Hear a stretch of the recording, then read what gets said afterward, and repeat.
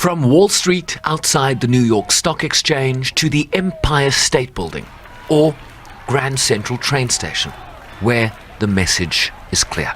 Free, free Palestine!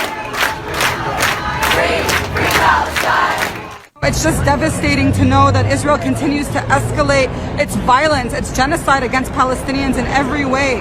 But we know that the Palestinian people have been so resilient in the face of many invasions like this, and we hope that Palestine will continue to fight for their right to be free. While I'm not Palestinian myself, I think many people here may not be Palestinians, but we all feel for the pain and sufferings of the Palestinians.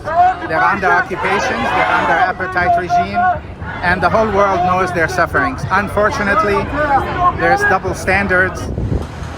Nearby at the United Nations, passage of a General Assembly non-binding resolution calling for an immediate ceasefire winning the day, but with little real impact on the ground, as the 10 elected non-permanent members of the Security Council now introduce a fresh draft that would push for humanitarian pauses, with expectations low after 4 failures to agree humanitarian texts in just the last 2 weeks.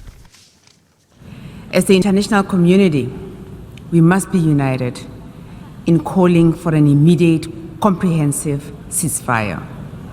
Humanitarian corridors should be open immediately so that aid and other basic services can reach all those in need. We call on all parties, to exercise restraint and for all states to desist from fueling this increasingly unjust war, including by supplying weapons to the parties. South Africa urges the United Nations to impose an arms embargo on all parties involved in this conflict, given the nature of the death and destruction we are witnessing every day. With 33 trucks carrying food, water and medical supplies entering Gaza over the weekend, the predictability of humanitarian aid remains problematic. Fuel for power and other requirements desperate, the scale of need only growing, as Israeli bombardments, coupled with a ground offensive, continues to expand. The humanitarian and human rights consequences will be devastating and long-lasting. Thousands have already died, many of them children.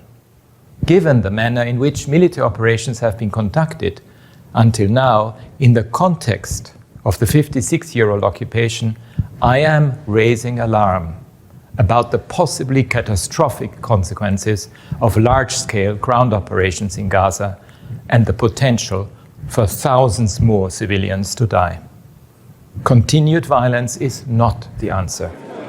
As the Security Council convenes for a 5th time since Hamas's October 7th attack on Israel. That assault killed approximately 1,400 with over 200 hostages taken.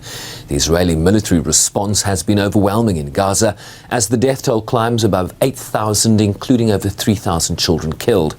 And while expectations of the Security Council agreeing a text remain low, agreement might itself offer little in relief given how key parties to this conflict have willfully ignored Council resolutions despite their legally binding nature, and in so doing, strengthening the argument that solutions might very well be found elsewhere. Sherwin Riceby's SABC News, New York.